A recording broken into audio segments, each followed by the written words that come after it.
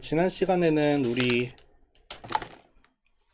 넌리니어 필터의 몇 가지 예제로 메디안 필터랑 바이레터럴 필터를 아이패드로 해서 이론으로 좀 봤었죠.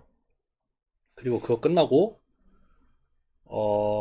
파이썬으로 넘어가서 바이레터럴까지 하지는 않았고, 일단 윈도우를 잡은 다음에 그 안에서 메디안을 취하는 메디안 필터 그거까지만 하고 끝나서, 오늘은 일단 바이레터럴 필터를 먼저 하고 그 다음에 이제 시간이 남으면은 다음으로 넘어가서 엣지에 대한 내용을 시작을 하려고 해요. 그러니까 오늘은 그런 순서로 갈 것 같습니다. 네, 잠깐만요. 강의 자료 나도 좀 열어놔야겠다. 네, 만약에 오늘 시간이 뭐 어디까지 허락할진 모르겠지만 엣지에 대한 내용 들어가서 뭐 적당히 시간 될 때까지 하고, 또 모자르면은 다음 시간으로 넘어가서 그렇게 이어가는 걸로 할게요. 일단 파이썬부터 갑시다. 잠시만요. 파이썬으로 가서 뭐 코드는 이미 다 올려드렸죠. 코드 이미 다 올려드렸고, 그냥 설명만 쭉 하면서 따라해 봅시다. 우리 일단 맨날 쓰고 있는 뭐 라이브러리는 그냥 그대로 가져올게요. 그대로 가져오고, 저번에 강의 수업 때 보여드린 것처럼 이렇게 생긴 이미지를 하나 만들어서 여기에 바이레터럴을 적용을 해서 이렇게 출력까지 얻어보는 걸 할 거거든요. 그거를 한번 해볼게요. 먼저 그레이스케일 그냥 한 채널짜리 흑백 이미지를 만들어서 얘를 한번 그려봅시다. 먼저 이거 가져오겠습니다. 이렇게 그려보면은 이렇게 나옵니다. 그냥 사실 뭐 처음에 서론에서 얘기했었지만 이렇게 그냥 숫자로 이루어진 그냥 2차원의 어레이 행렬인데, 거기에다가 컬러 맵을 적용을 해서 이제 색을 칠하게 되면은 제일 작은 것부터 제일 큰 것까지 해가지고 이제 검은색부터 흰색까지 나타나게 되죠. 그렇게 만들어 놓고 여기에다가 한번 바이레터럴 필터를 적용을 해봅시다. 일단 커널을 만들 건데, 여기 나와 있듯이 어떤 사이즈로 만들 거냐면은 일종의 반지름 내지는 패딩의 크기를 결정을 해 놓을게요. 패딩을 줘서 가로 세로 똑같은 크기로 만들 거고, 설정한 크기에 두 개를 곱해서 1 더하는 크기. 그래서 나중에 뭐라 해야 돼, 웨이티드 썸 취할 때 여기를 기준으로 해서 가로 세로로 마이너스 패드부터 플러스 패드까지 할 거거든요. 커널 안에서 움직이는 그 인덱스를 사용을 할 때, 그래서 여기 0,0을 기준으로 할 거고 마이너스 패드 플러스 패드까지 갈 거예요. 여기도 마이너스 패드 플러스 패드 갈 거라서 전체 길이는 2패드 플러스 1로 정의를 하겠습니다. 지금 이거 1로 하니까 결국에는 3x3짜리겠죠. 3x3짜리 이미지를 만들 거고, 아니 커널을 만들 거고, 그럼 그만큼 우리한테 필요한 패딩이 여기는 그냥 뭐 가로 세로 따로 명시 안 하고 그냥 이렇게 했네요. 어쨌든 여기 테두리로 이제 한 칸을 더하겠죠. 한 칸을 더하는 이미지가 될 겁니다. 그것도 한번 그려보죠. 여기 있는 그림으로 그리자. 요거 가져올게요.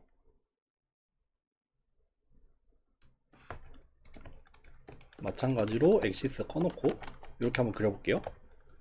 그러면은 원래 이미지 크기가 5x5였는데 지금 그러니까 왼쪽 오른쪽 위 아래 한 칸씩 더 늘리니까 7x7로 늘어났겠죠. 7x7로 늘어났을 거고, 패딩을 하되 엣지 가장자리에 있는 값으로 그냥 컨스턴트하게 채워 나가는 거니까 여기 이렇게 연속한 값들로 이렇게 바깥쪽으로 확장을 해 나갔죠. 그래서 여기 패딩을 적용한 이미지는 요겁니다. 그러니까 이제 여기에다가는 컨볼루션이나 웨이티드 썸 같은 거 적용하면은 여기 인풋 이미지랑 디멘션이 동일하게 나오겠죠. 5x5로 그렇게 만들어 놨고요. 또 그 다음에 일단 IJ 인덱스를 하나 만들 거예요. 마이너스 패드부터 플러스 패드까지 움직이게, 이렇게. 그래서 여기에다가 어떤 식으로 할 거냐면은 이미지의 x, y점에서 i, j로 움직이면서 웨이티드 썸을 구할 거거든요. 그러니까 x, y 전체 이미지에서 지금 구하는 위치의 중심은 x, y로 할 거고, 거기에다가 IJ로 움직이니까 마이너스 1부터 플러스 1까지 뭐 왼쪽 오른쪽 위 아래 이렇게 이동을 해가면서 계산을 하겠다, 그런 의미로 보시면 되겠습니다. 그러면은 아마도 이미지에서는 x 플러스 i, y 플러스 j를 가져와야 될 거고, 커널에서는 ij 번째만 가져오면, 아니 ij 번째 아니지, 뭐 이런 식으로 들어갈 것 같아요. 이따 한번 뒤에 가서 보죠. 그리고 그 도메인 커널이랑 레인지 커널이 익스포넨셜의 형태로 정의가 되는데 거기에 분산이 들어가거든요. 그래서 그 분산도 이렇게 도메인이랑 레인지 커널에다가 요만큼의 값으로 정의를 할게요. 근데 제곱이 된 형태로 정의를 할 거라서 그냥 이렇게 할 거예요. 그러니까 나중에 익스포넨셜 안에 들어갈 때 마이너스 뭐 x제곱 y제곱 한 다음에 시그마 요걸로 하겠다는 말이에요. 요거 안 하고 그렇게 만들고 커널을 적당한 크기로 설정을 하겠습니다. 뭐 랭스로 그냥 할게요. 이렇게 해도 되고 2 패드 플러스 1로 해도 되고 상관없죠. 그래서 도메인 커널이랑 레인지 커널이랑 그거 두 개 합친 커널, 요거 다 동일한 사이즈로 만들어 놓을게요. 그리고 이미지에 사이즈를 먼저 받아 놓고 아웃풋 이미지를 먼저 동일한 사이즈로 이렇게 생성을 하겠습니다. 이렇게 할게요. 그래서 이제 포문을 만들겠습니다. 여기 들어가 있는 포문은 뭐예요? 이미지 전체를 탐색을 해가면서 이미지에 들어있는 x, y 지점에서 웨이티드 썸을 계산을 한 다음에 그거를 아웃풋을 계산을 해서 여기다가 집어넣겠다 라고 하는 루프예요. 그러니까 이미지를 탐색을 해가는 그런 루프가 들어갈 거예요. 컬럼을 넣어야겠네. 그리고 여기서 또 하나 더 들어갈 건데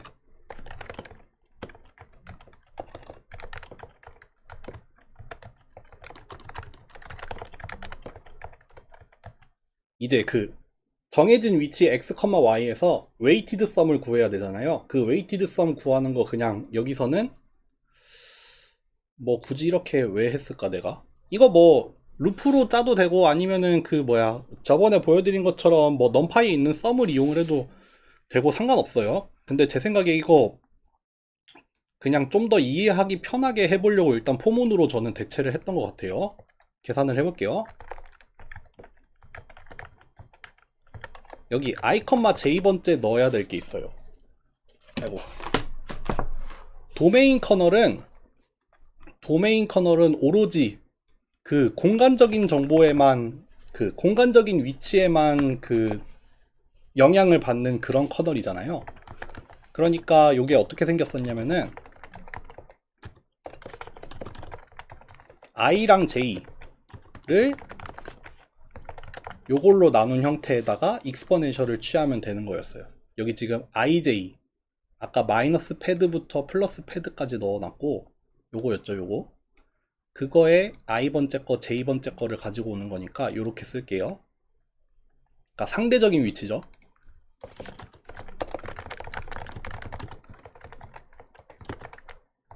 요게 될 거예요. 요거는 지금 같은 경우에는 마이너스 1, 마이너스 1부터 플러스 1, 플러스 1까지 가는 거예요. 이때 인덱스로 사용을 하고 있는 i랑 j는 0부터 시작을 해서 플러스 3, 플러스 3까지 가는 거죠. 그래서 인덱스는 양수로 넣어야 돼서 그거 두 개를 조금 구분을 해서 쓰는 거라고 보시면 돼요. 어쨌든 도메인 커널 이렇게 만들어주면 되고, 레인지 커널 비슷하죠. 레인지 커널은 비슷한데 아주 비슷한 형태일 텐데, 다만 스파셜한 위치, 지금 그 상대적인 위치를 계산을 하는 게 아니라 거기 안에 들어가 있는 그 픽셀 값을 가지고 계산을 해야 되잖아요. 그러니까 일단 뭐 마이너스 어쩌고 나누기 레인지 커널의 분산만큼을 나눠줄 건데, 여기에 이제 들어가게 되는 게 요거죠. 요겁니다. 현재 위치에서 이미지의 값, 현재 픽셀 위치에서의 이미지 값, 그거랑 이제 패딩이 필요하죠. 그 x, y를 기준으로 우리가 렐러티브하게 움직이게 될 테니까 패딩을 해서 여기서 i만큼 j만큼 이동한 값, 요거 두 개를 비교를 해서 오면 됩니다. 요거 두 개를 비교를 해서 이렇게 제곱을 하면 됩니다. 그러니까 픽셀 값의 제곱을 비교해야죠. 여기가 지금 그 중심 위치에서고, 여기가 이제 그 중심을 기준으로 상대 위치를 이동을 해가면서 측정을 하는 픽셀 값이 되겠죠. 그래서 이렇게 계산을 하면은 커널이 되고, 레인지 커널이 되고, 여기 밖에서 이제 전체 상대적인 위치 전체 다 해서 다 계산을 한 다음에 커널 자체는 도메인 커널이랑 레인지 커널 두 개를 곱하면 되겠죠. 그리고 뭐 노멀라이즈가 필요하다라고 하면은 이렇게 노멀라이즈를 하겠습니다. 그래서 여기서의 아웃풋을 구하자면은, 여기 이렇게 구했구나. 넘파이 썸 사용했네요. 이거 그냥 그대로 갖고 올게요. 지난번에 우리 그 컨볼루션 구할 때 해봤었죠. 그 속도 비교하면서. 그래서 포문 돌릴 때랑 넘파이 썸 사용할 때랑 뭐 오픈CV 사용할 때 했던 그건데, 어쨌든 그겁니다. 주어진 커널 있고, 지금 컨볼루션은 아니니까 딱히 뒤집지는 않고요. 그래서 적용해야 될 부분에다가 이제 커널을 곱해가지고 다 더해서 이 자리에서의 픽셀 값을 구하면 되겠죠. 그거를 요렇게 그림까지 한번 같이 그려볼게요. 요 그대로 갖고 올게요. 너무 그림이 많으려나? 그래도 한번 그림 그려볼게요. 보시면은 좀 볼만한 위치가, 지금 보시면은 여기 빨간색으로 움직이는 게 x, y인데, 여기는 오리지널 이미지에서 움직이는 현재 위치고, 여기는 패딩이 된 이미지에서니까 여기가 기준이 될 거예요. 여기 가로 세로나 위아래로 한 칸씩 들어가 있으니까 여기에요.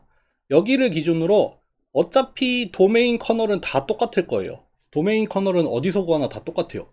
그냥 픽셀의 그 거리만큼만 계산을 하는 거니까 도메인 커널은 다 이 모양이고, 레인지 커널은 대신에 어디서 구하는지에 따라 달라지죠.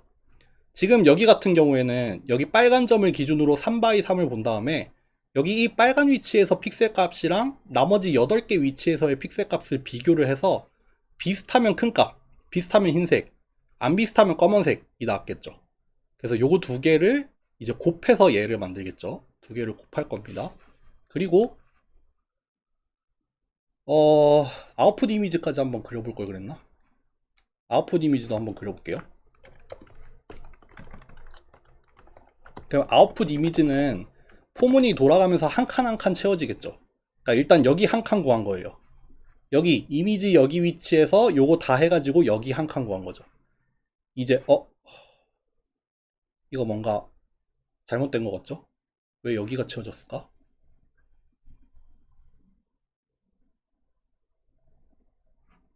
x, y. 스캐터를 잘못했네. 죄송합니다. 이거를 이렇게 해야 되죠? 가로 세로가 바뀌어 있죠? 죄송합니다. 이렇게 해야겠네. 이렇게 구해줘야 됩니다. 네. 그래서 그 다음 위치 오른쪽으로 한 칸 이동을 해가지고 또 계산을 쭈르르륵 해서 여기 구하고 또 쭈르르륵 구하고, 이렇게 해서 지금 여기 아웃풋 이미지 보면은 한 칸 한 칸 채워 나가고 있죠. 한 칸 한 칸 채워 나가서 제일 마지막까지 오면은 이렇게 나타납니다. 이렇게 나타납니다. 네. 그렇게 막 눈에 띄게 엄청 큰 차이는 딱히 보이지는 않는 것 같은데요. 그래도 여기 검은 부분 한번 볼까요? 이거 확대 좀 해봅시다. 여기 왼쪽 위에 있는 이 검은색 부분을 한번 보죠. 결국에 지금 여기 주어진 이미지에서 엣지는 이렇게 왼쪽 아래로 가로지르는 그 대각선이잖아요. 여기가 엣지고, 여기 엣지를 기준으로 여기 위에가 좀 평평하고 여기 아래도 좀 평평했으면 좋겠는데, 여기도 살짝 그 약간 노이즈 레벨이 좀 경감이 돼서 좀 변화량이 좀 작아진 것 같고, 특히 여기 검은색 부분 같은 경우에 여기 검은색이랑 회색이 살짝 섞여 있었는데 여기가 좀 더 이제 좀 더 평평해졌죠. 값이 좀 더 유사해졌죠. 그러면서도 여기 엣지에 있는 효과는 오히려 좀 더 살아났죠. 대비가 되게. 여기를 기준으로 검은색은 확실히 검은색이고 흰색은 확실히 검은색이 되도록, 네, 엣지를 프리저빙한다, 뭐 그런 얘기를 했었습니다. 네, 그렇게 해서 일단 쭉 보여드렸고, 여기 있는 거 다 똑같은데 다 똑같을 때 그냥 다른 이미지에다가만 적용을 하는 거예요. 다른 이미지에다가 적용을 하는 거고, 뭐 적당히 정의를 했습니다. 돌려볼게요. 오래 걸려요. 포문이 많아가지고.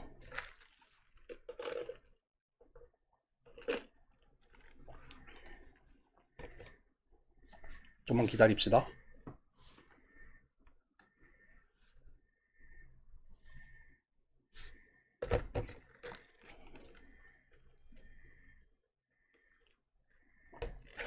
너무 빨리 설명했나?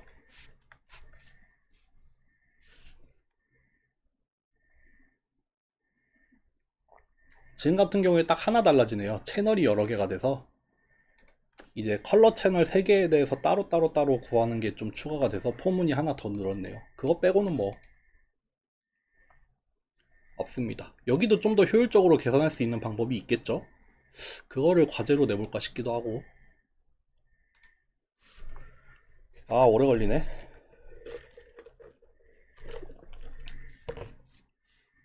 나왔습니다. 요거 확대해서 보죠.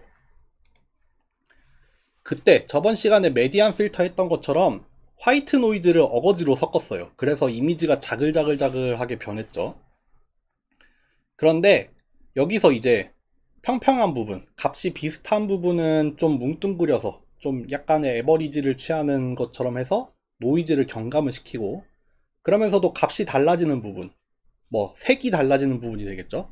그런 부분에서의 경계는 여전히 좀 살려놨으면 좋겠고, 그렇게 해서 얻어진 이미지가 요겁니다. 요거 지난 시간에 메디안 필터로도 했었는데, 메디안 필터랑 비교를 해보면 조금 확실히 그 엣지를 보존을 하는 그런 성능이 좀 보이거든요. 그래서 그런 것도 한번 확인을 해보시면 좋을 것 같습니다. 네. 이렇게 해서 뭐 지난 시간에 못했던 거는 이렇게 마무리를 하고, 그러면은 다시 아이패드로 넘어갑시다. 잠시만요. 아이고, 공유를 안 했네. 아, 여기 이렇게 꼭 빈단 말이야. 네. 잠깐만요. 한 번만 훑어보고 시작할게요. 오늘 하게 될 게 그레디언트 구를 구해서 캐니 엣지 디텍션을 하는 거랑 라플라시안 오브 가우시안, 소벨 오퍼레이터. 소벨까지 갈 수 있을까? 소벨까지는 못 갈 것 같고, 차라리 순서를 바꿔서 할 걸 그랬네. 어쨌든 오늘 알겠습니다. 시작을 해보죠. 이번 시간이랑 아마도 다음 시간까지 하게 될 것 같은데, 뭘 하려고 하냐면은 엣지입니다. 엣지. 우리 방금 봤던 바이레터럴 필터도 엣지에 대한 얘기를 살짝 하고 있죠. 얘가 스무딩을 하지만 그러면서도 엣지를 보존을 한다. 요거를 하기 위해서 두 가지 타입의 커널을 만들어 놓고 그거를 적용을 하는 거를 이제 접목을 시킨 게 바이레터럴 필터였죠. 여기서 말하는 이 엣지에 대한 얘기를 할 겁니다. 이제 그래서 주어진 이미지가 있을 때 뭐가 있다고 할까요? 여기 막 이렇게 테이블이 있고, 뭐 여기에 뭐 의자도 있고, 뭐 그렇다 쳐요. 그러면은 이게 컬러로 있겠죠. 컬러로 있을 때 요런 부분, 색깔이 극단적으로 변화를 하게 되는 그런 위치들, 그런 데가 아까 바이레터럴에서 봤듯이 엣지를 형성을 하잖아요. 그래서 그런 엣지들을 한번 보겠습니다. 잠깐만요. 이거 설정 좀 바꿀게요. 왔다 갔다 하네.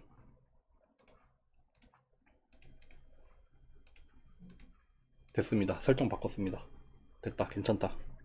그래서 주어진 이미지가 있을 때 그 결과로 얻어지는 게 어떤 바이너리 내지는 그레이스케일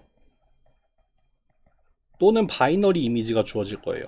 만약에 그레이스케일이라고 하면은 여기서 엣지가 얼마나 강한지를 나타내주는 그런 값들, 여기가 엣지가 강하게 형성이 되어 있다, 그거를 어떤 실수 내지는 뭐 그거의 세기를 나타내는 게 될 수도 있고, 아니면 true false로 여기 이 픽셀에서는 엣지야 아니야 라고 얘기를 할 수도 있겠죠. 그래서 캐니 엣지 디텍션 같은 경우에 스래시홀딩까지 취해가지고 아예 바이너리 이미지로 나오기 때문에 여러분들 머신러닝에서 배웠던 것처럼 디텍션이라고 하면은 true or false로 나타나는 바이너리 한 경우에 우리가 디텍션이라고 하잖아요. 그래서 이렇게 완전히 스래시홀딩 같은 걸 취해서 여긴 엣지야, 여기는 아니야 라고 판단을 해서 얻어지는 걸 우리가 엣지 디텍션이라고 합니다. 네, 그 내용을 한번 해보겠습니다. 넘어가죠. 잠시만요. 해봅시다. 사실 여러분들 그레디언트라는 게 원래는 그 그레디언트를 거기 미적분 거기서 배우면은 파셜 데리버티브를 먼저 배우죠. 편미분을 먼저 배운 다음에 그거를 가지고 디렉셔널 데리버티브를 배우죠.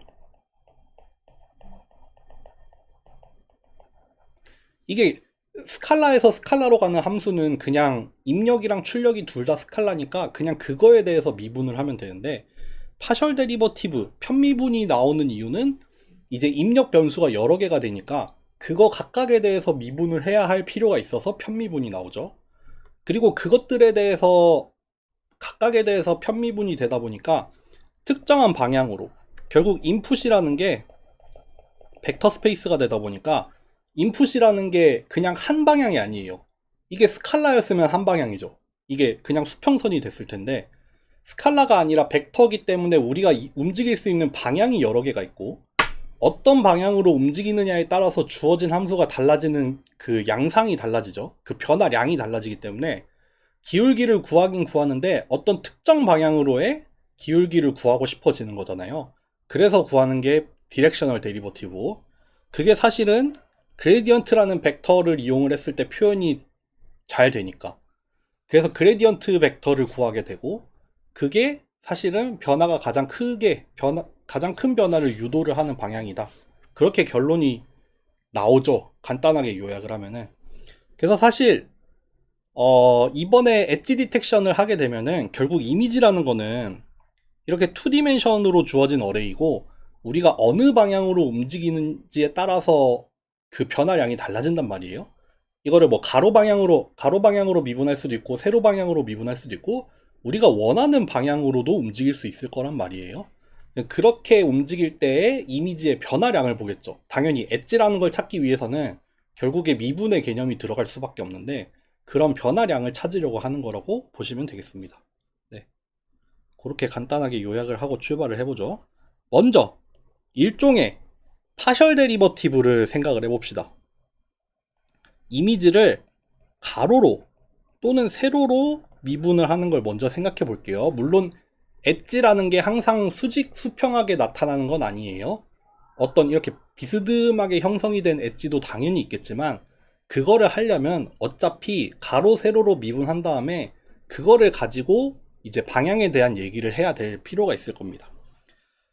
우리가 가로 방향으로 미분을 할 거야 라고 하면은 이렇게 빼면 되겠죠. 근데 이거 가로라고 얘기하는 게 좀 그렇네요. 여기 같은 경우에는 지금 행으로 이동을 했는데 우리가 행은 여기로 정의를 했죠. 그러니까 약간 어폐가 있습니다. 어쨌든 간에 하나는 가로고 하나는 세로죠. 그럼 결국 정해진 픽셀, 어떤 픽셀이 여기 딱 있고 여기를 기준으로 여기 두 개 사이의 차이를 비교하는 거죠. 나를 기준으로 바로 옆에 있는 애들, 요거를 그냥 예로 들어볼게요. 물론 이렇게 안 해도 상관은 없어요. 근데 그냥 예를 들어볼게요. 그럼 요렇게 구하면은 나를 기준으로 해서 그 두 픽셀 거리를 두고 있는 이 양옆에 있는 픽셀들, 그 픽셀에 들어있는 값들의 차이죠. 그거를 컨볼루션을 이용을 해서 표현을 한다 치면은 커널을 요렇게 정의를 해야겠죠. 커널을 요렇게 정의해야 될 겁니다. 마찬가지로 버티컬한 방향, 이제 수직하게 방향, 그거를 정의를 하려면은 나를 기준으로 여기 위아래 거의 차이를 비교를 해야 될 거예요. 그러면은 이런 식으로 커널을 정의하면 되겠죠. 물론 다른 형태로 해도 됩니다. 근데 결국에는 여기에 담겨야 할 게 뭐냐면은 그 값의 차이, 변화량, 그거를 측정할 수 있는 어떤 커널이기만 하면 되죠. 그 저번에 컨볼루션 하면서 잠깐 예로 보여드렸죠. 그 엣지를 디텍트하기 위해서 어떤 커널을 사용을 했었는지. 그래서 실제로 구해보면은 이렇게 나옵니다. 봅시다. 요게 아무래도 요 방향으로 적용을 한 것 같아요. 그러다 보니까 어떻게 돼 있어요? 요런 부분, 요런 부분은 엣지가 살아야 되죠. 엣지가 살아야 되고, 아무래도 지금 그 변화하는 게 밝은 부분, 여기가 밝죠. 여기가 밝고 안으로 들어오면서 어두워지죠. 그러니까 거기 경계, 그 경계에서 이렇게 변화량이 작게 나타나겠죠. 그러니까 마이너스 방향으로 변화를 해야 되니까 여기 이 그냥 평평한 부분, 여기는 아마 0이 들어갔겠죠. 변화량이 아무것도 없으니까 0이랑 가까울 텐데 그런 평평한 부분보다 값이 작으니까, 변화가 마이너스로 일어났으니까, 그래서 여기는 아무래도 검은색으로 나타났겠죠. 또 반대되는 부분이 어디 있을까요? 한번 찾아봅시다. 요런 데도 재밌죠. 요런데 요런 부분 보면은 그 이미지의 변화가 가로 방향으로 생기잖아요. 이게 밝아졌다가 어두워졌다가 밝아졌다가 어두워졌다 하니까 그런 부분에서 나타나는 어떤 그 이 가로 방향의 엣지들이 여기에 지금 약간 나타나고 있습니다. 또 재밌는 부분 어디예요? 요런 부분이죠. 요런 부분. 요런 부분은 가로 방향으로는 변화가 별로 없잖아요. 그냥 검은색만 유지가 되고 있으니까 여기 요 영역을 보시면은 그냥 회색이죠. 이거는 세로 방향 변화가 그지 가로 방향으로는 변화가 없단 말이에요. 그러니까 여기는 그냥 회색으로 밋밋하게 나왔습니다. 네. 여기 밑에 내가 이 그림을 그래서 넣었구나. 요 그림. 요 그림은 가로 방향 변화가 뚜렷하죠. 여기에서는 가로 방향 변화 없죠. 마찬가지로 세로 방향 변화를 봅시다. 이제 똑같은데 90도로 꺾은 버전이죠. 요런 부분 볼까요? 여기 요거를 보면은 이제 세로 방향으로는 확실히 드러나죠. 요렇게 움직이니까 검은 데서 밝은 데로 가고 있죠. 그러니까 변화량이 아무래도 플러스였을 테고, 그러니까 여기가 밝게 나타났죠. 여기는 증가하는 방향으로의 엣지가 있어. 마찬가지로 여기 요런 부분에서는 감소하는 방향으로의 엣지가 나타나고 있어를 얘기를 해주고 있습니다. 요렇게 일단 방향, 우리가 원하는 특정 방향은 아니에요. 우리가 딱 명시를 한 어떤 방향으로의 변화량, 그건 아닌데, 그거를 계산을 하기 위해서는 일단 가로 방향 변화, 세로 방향 변화 각각에 대한 일종의 편미분이죠. 편미분의 성격을 가지고 있고, 그거를 이렇게 뭐 아까 예를 들었던 요런 커널을 이용을 해서 계산을 해낼 수가 있을 거다 입니다. 넘어가 보죠. 아까도 말씀드렸듯이 그레디언트라는 게 결국에는 편미분을 했던 그 결과들로부터 하나의 벡터를 생성을 해내는 거죠.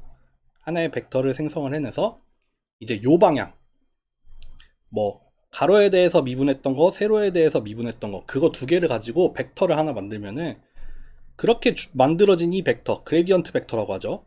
그게 가리키는 방향이 지금 변화가 가장 크게 일어나는 방향을 가리키고 있게 되죠.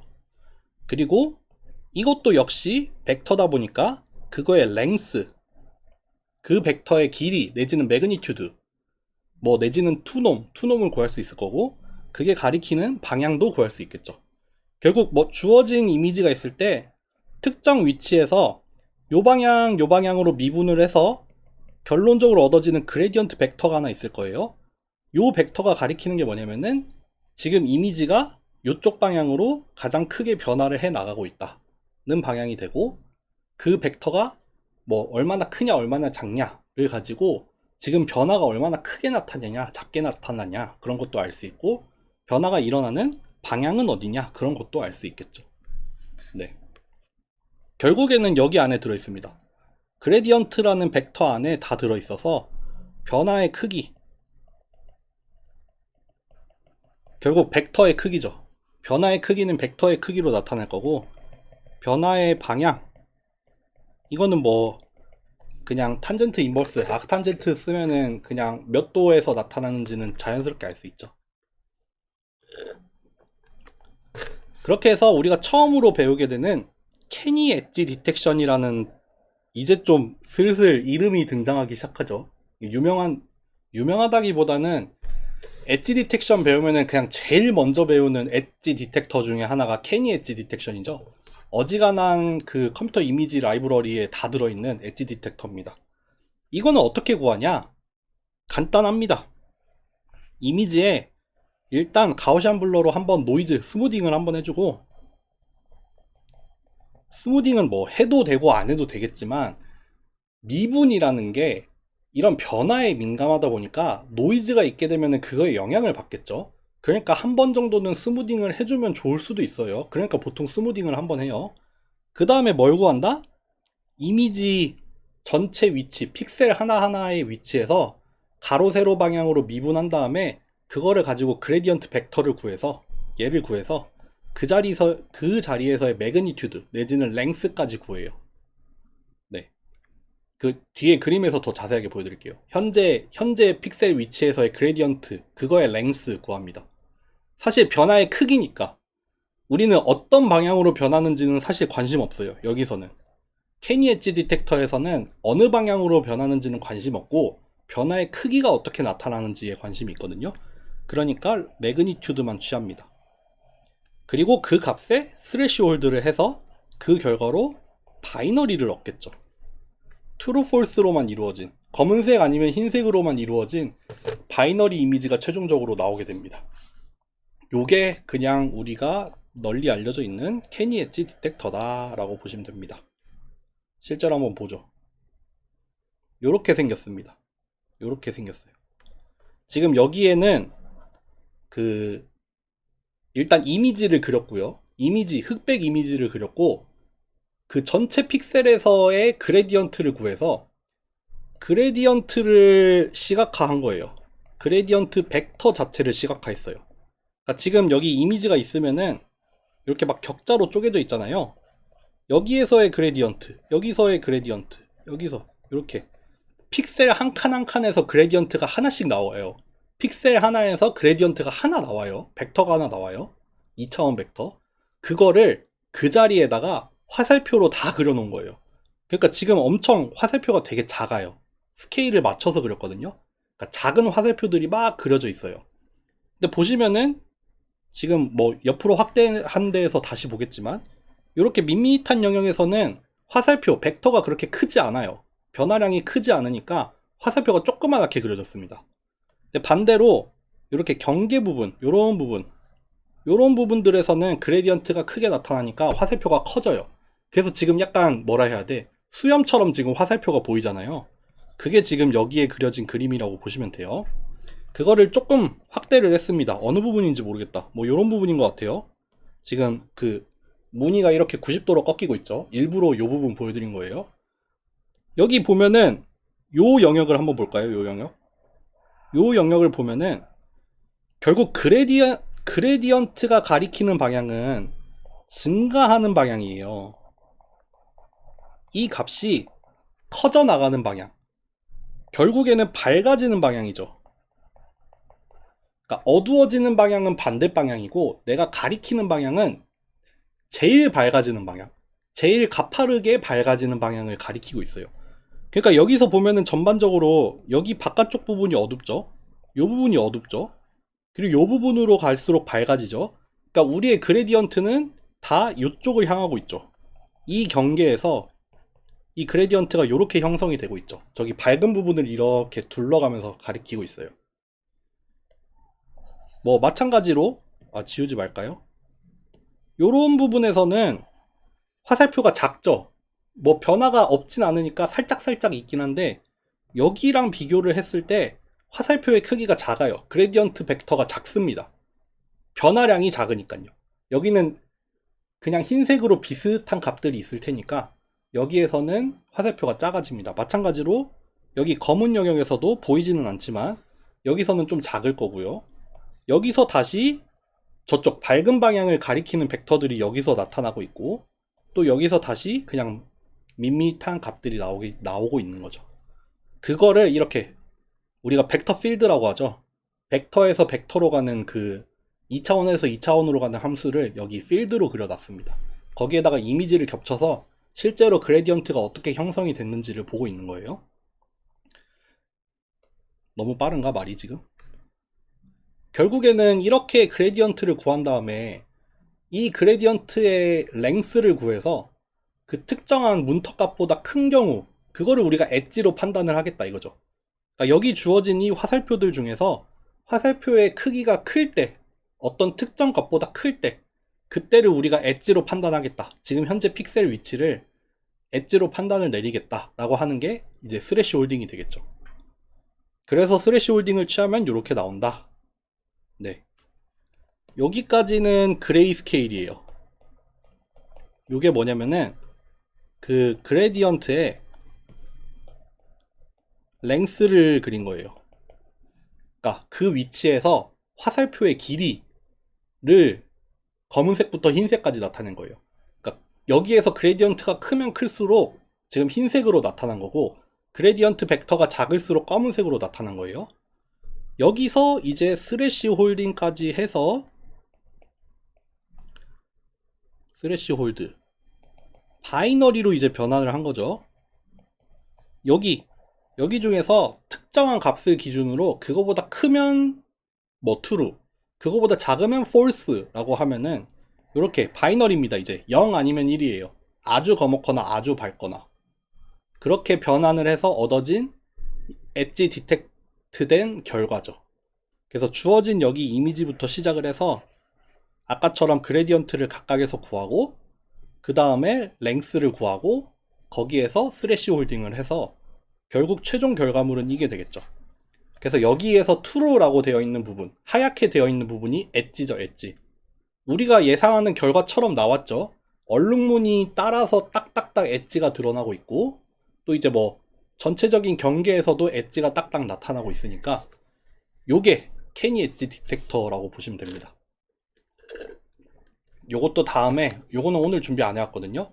다음에 요것도 한번 짜볼 겁니다. 네, 그렇게 아시면 될 것 같습니다.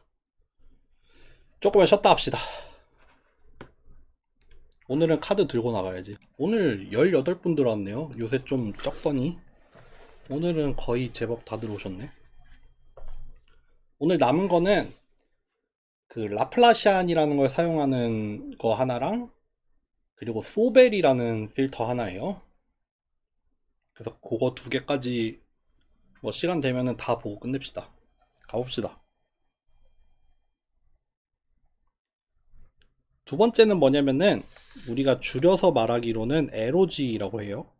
뭘 줄인 거냐면은 가우시안에다가 라플라시안이라는 걸 적용을 할 거예요. 우리가 라플라시안이라고 하는 오퍼레이터가 있죠. 뭐 미분과 관련이 된 그 라플라시안을 구해서 뭐 이미지에다가 결국에는 이거 라플라시안 구하자. 근데 사용을 하는 커널은 가우시안 커널이 될 거고, 그래서 결국에는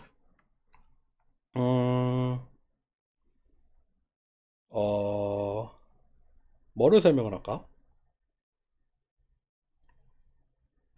요거부터 얘기를 합시다. 가우시안 커널이 이렇게 주어졌을 때, 가우시안 커널 모양은 이미 뭐 다 알고 계시죠? 요렇게 있으면은 이렇게 동심원으로 나가죠. 이제 알고 있을 거예요. 요렇게 종 모양을 만들고 있는 그런 가우시안 필터를 가지고 그거를 2번 미분을 해서 2번 미분을 하고 그 각각을 제곱을 한 거, 2번 미분한 거를 제곱을 해서 더하는 거, 그거를 우리가 라플라시안이라고 하죠. 라플라시안. 그래서 뭐 어떤 주어진 이미지나 주어진 커널이 있을 때 그거의 라플라시안을 구해라 라고 하면은 2번 미분을 해서 그거를 제곱을 한 다음에 다 더하는 거. 아, 제곱을 왜 해? 제곱을 왜 해? 2번 미분해서 2개 더하는 거. 제곱 아닙니다. 제곱 아니에요. 2번 미분을 해서 더하는 거를 우리가 라플라시안이라고 하는데, 예를 들면 가우시안 커널, 여기서 정의를 했더니 가우시안 커널에다가 라플라시안을 구하면은 지금 꼴이 딱 정해져 있잖아요. 익스포넨셜을 사용을 하는 가우시안 커널이기 때문에 이런 모양으로 정리가 됩니다. 가우시안, 원래 있던 가우시안에다가 앞에 요런 값이 좀 곱해지는 형태로 뭐 나오긴 나와요. 그냥 유도 이거 가지고 2번 미분해보면 나와요. 근데 이거를 시각화를 해보면 어떻게 생기냐면요, 요 가우시안의 라플라시안을 시각화를 해보면은 요런 모양으로 생겨요. 요런 모양. 어떻게 생기냐면은 요런 모양으로 생깁니다. 지금 이렇게 수평 방향으로만 잘라보면은 이렇게 올라갔다가 내려갔다가 다시 올라갔다 대칭이 된 형태로 나타나요. 요거를 이제 회전을 시켜놓은 모양이죠. 이게 결국에는 뭐예요? 요거 지울게요. 여기를 중심으로 해서 여기 주변 값이랑 나랑 그거 사이의 차이를 비교를 하는 거잖아요. 모든 방향을 다 훑어봤을 때 내 지금 위치랑 내 위치에는 지금 마이너스 들어가 있고, 나랑 가까운 여기 근처로는 플러스가 들어가 있잖아요. 그러니까 거기 근처를 기준으로 했을 때 내가 얼마나 차이가 나는지를 보는 거죠. 그래서 가우시안이니까 뭐 우리가 분산을 어떻게 설정을 하느냐, 그리고 뭐 이 커널의 크기를 얼마나 하느냐에 따라서 이렇게 촘촘하게 생길 수도 있고 이렇게 간단하게 생길 수도 있는데, 결국의 핵심은 뭐냐면은 여기 기준점 그리고 그 주변, 요거 두 개를 비교를 한다, 그렇게 보시면 되겠습니다. 그렇기 때문에 얘도 뭐냐면은 디렉션이 없어요. 아까 봤던 캐니 엣지 디텍터도 사실 디렉션이 없죠. 디렉션이 있는 게 아니라 그냥 모든 방향으로의 그냥 변화량을 보는 거였죠. 모든 방향이라기보다는 이제 제일 큰 방향으로의 변화를 자동적으로 계산을 하긴 하지만요. 어쨌든 얘도 언다이렉티드입니다. 그래서 얘 이름을 라플라시안 오브 가우시안 필터라고 부르고 줄여서 LOG 필터라고 부릅니다. 그래서 실제로 컨티뉴어스하게 구하려면 이렇게 구하면 되고, 뭐 그냥 간단하게 커널을 디스크리트하게 딱 3x3으로 나누자라고 하면은 간단하게는 이렇게 구하면 됩니다. 이거 결국 뭐예요? 내 주변에 있는 인접해 있는 4개의 픽셀, 그거랑 나랑 그거의 차이, 그리고 다 합해서 0이 돼야 되니까 지금 뭐 여기 가운데를 기준으로 했을 때 마이너스 4를 넣은 거고, 여기 주변으로 1이 4개 들어가 있는 그런 형태가 되겠죠. 네, 그거 실제로 그림으로 그린 게 지금 요런 모양이고, 요거는 뭐 요것도 아마 파이썬으로 했던 것 같은데 요런 형태로 나옵니다. 뭐 아까처럼 그렇게 딱 매끈하게 나타나는 그런 형태는 아니지만 어쨌든 얘는 일단 바이너리는 아니고요. 얘도 그레이스케일이죠. 바이너리는 아니고 뭐 변화가 크고 부호도 가지고 있긴 하겠죠. 그러니까 여기 요런 부분이 0으로 나타났고, 변화가 마이너스인 부분은 검은색으로 나타났을 거고 플러스인 부분은 밝게 나타났겠죠. 어쨌든 요런 결과로 나타난다. 요거를 우리가 라플라시안 오브 가우시안이라고 부른다 라고 보시면 됩니다.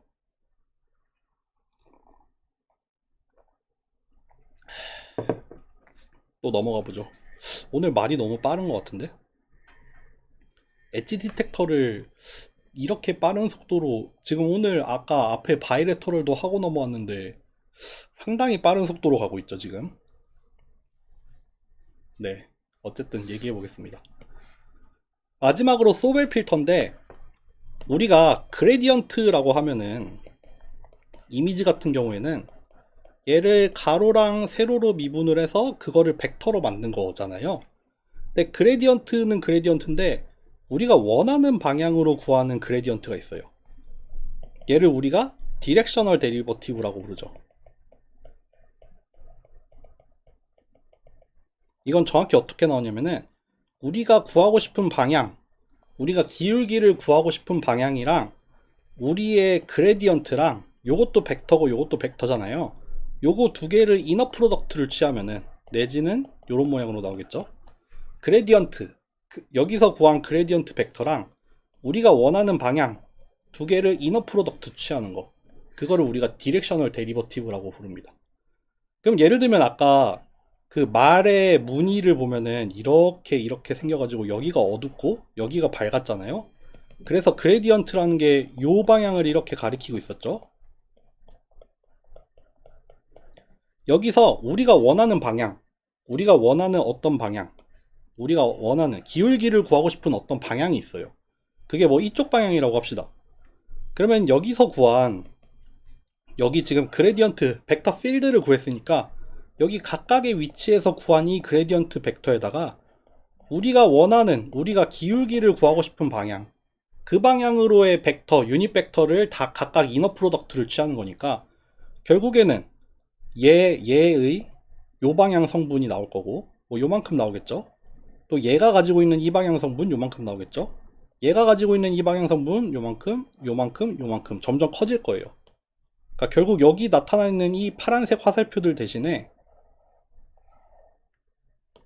이제 이쪽 방향으로의 변화가 큰 여기에서는 큰 값이 나타나겠죠. 아까 있던 그 파란색 화살표들 중에 지금 우리가 원하는 이 초록색 방향으로의 변화량, 그러니까 결국 이너 프로덕트를 취하잖아요. 그게 큰 값은 아마 요 방향이 되겠죠. 여기 요 영역이 될 거예요. 그 말인즉슨 이 방향으로 이미지를 조사를 해봤을 때 변화가 큰 부분은 요런 부분이 될 거고, 반대로 여기서는 그레디언트가 아마도 요렇게 있을 거니까 이쪽 방향으로의 이너 프로덕트를 취해보면은 여기서는 작은 값이 나오겠죠. 결국에는 우리가 이쪽 방향으로 설정을 하면은, 우리가 원하는 방향을 이쪽으로 설정하면은 결국에는 가로 방향 변화를 봐달라는 게 되겠죠. 근데 그게 아니라 우리는 뭐 어느 방향이든 이제 다 구할 수 있어요. 그레디언트를 알고 있으면은 뭐 우리가 원하는 방향이 뭐 여기가 될 수도 있지만 이렇게 삐뚤룩한 방향이 될 수도 있고 이렇게 수직한 게 될 수도 있고, 우리가 원하는 디렉션을 줄 수 있습니다. 그래서 그 디렉션, 우리가 원하는 디렉션, 우리가 변화량을 보고 싶은 그 방향, 이미지가 있을 때 그 변화량을 보고 싶은 방향을 벡터 u라고 해서 그거를 명시를 했을 때 이미지의 그 방향으로의 변화량을 계산을 하는 거예요. 디렉셔널 데리버티브를 이용을 해서. 그래서 여기 뭐 어렵게 써놨지만 사실 그 얘기입니다. 원래 주어진 이미지와 커널이 있고 그거의 그레디언트에다가 우리가 원하는 방향을 이너 프로덕트 하면은 그 결과 이미지의 디렉셔널 데리버티브인데, 이거는 뭐 결합이나 이런 것도 다 가능을 해서 그 주어진 커널에다가 먼저 디렉셔널 데리버티브를 구하고 그 다음에 컨볼루션을 취해도 상관없다 라는 리니어리티가 유지가 돼요. 그래서 우리는 이 부분을 먼저 구하겠다 이거죠. 그래서 역시 여기서도 가우시안 커널을 사용을 해요. 가우시안 커널을 사용을 하는데, 이 가우시안 커널을 가로랑 세로로 먼저 미분을 하고, 우리가 원하는 방향, 우리가 기울기를, 변화량을 구하고 싶은 이 방향, 그 벡터를 u1, u2라고 했을 때 요거 그거죠. 그냥 u 벡터랑 그 g의 그레디언트 두 개 이너 프로덕트 취한 거잖아요. 그쵸? 그레디언트 g는 이렇게 gx, gy로 나타나 있으니까 그 가우시안 커널을 가로 세로로 미분을 한 다음에 우리가 원하는 방향으로의 이너 프로덕트를 구하면 됩니다. 네, 이렇게 전개가 될 겁니다.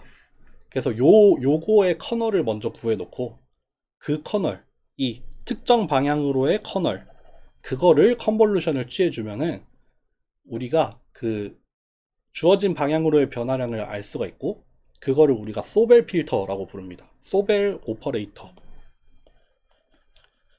얘 같은 경우에는 이제 디렉션이 있어요. 디렉션을 명시를 해줘야 됩니다. 우리가 이미지에서 엣지를 찾고 싶은 디렉션을 U라는 벡터로 명시를 해줘야 되고, 그렇기 때문에 얘를 뭐라고 부르냐면은 스티어러블 필터라고 불러요. 우리가 방향 전환을 할 수 있어요. 스티어링이 가능한 필터입니다.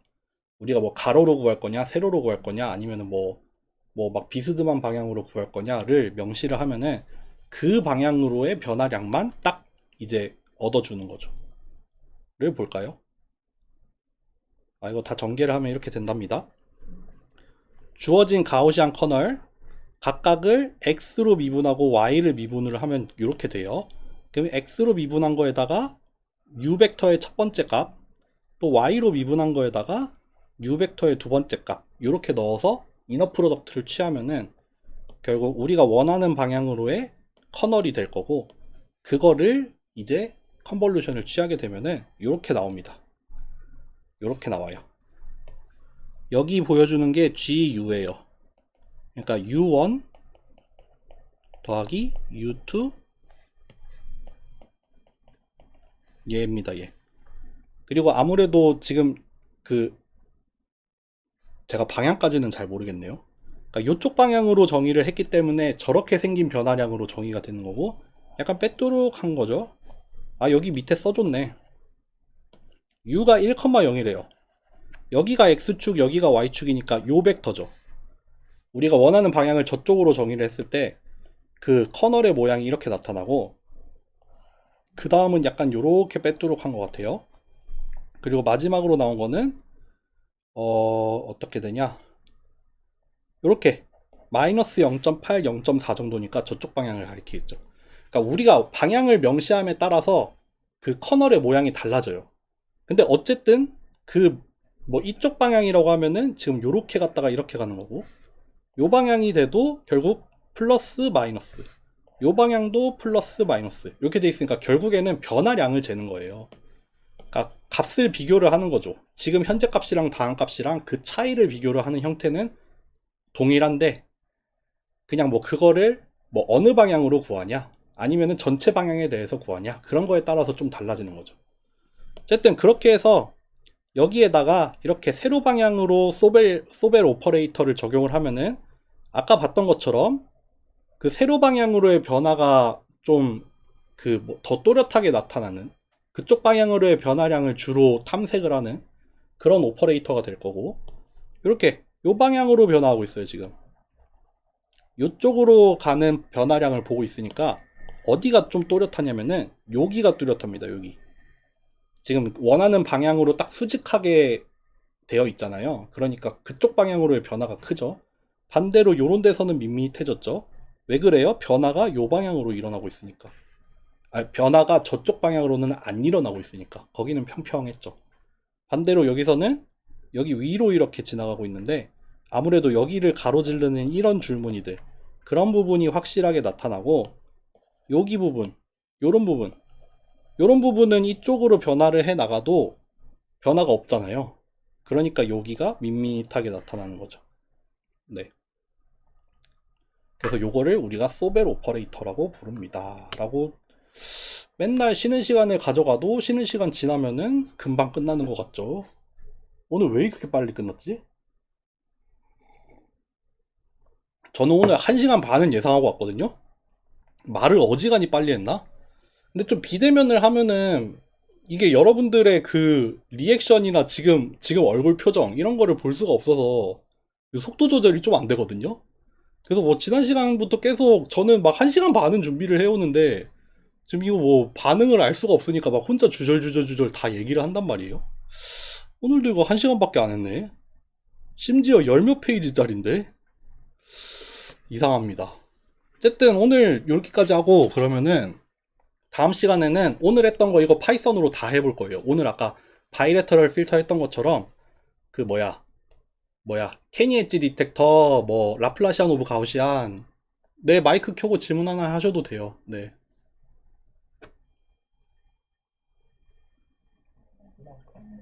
마지막 장이요.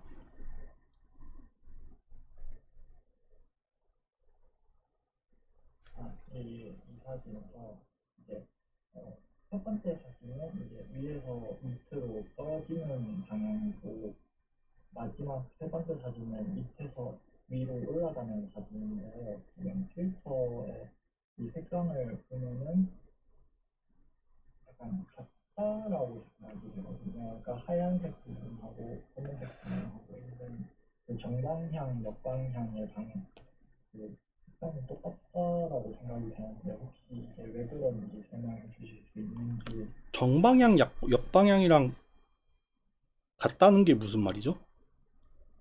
그러니까 이제 플러스 되는 방향과 마이너스 되는 방향의 경계면에 있는 그 색상이 똑같다라고 생각이 되거든요.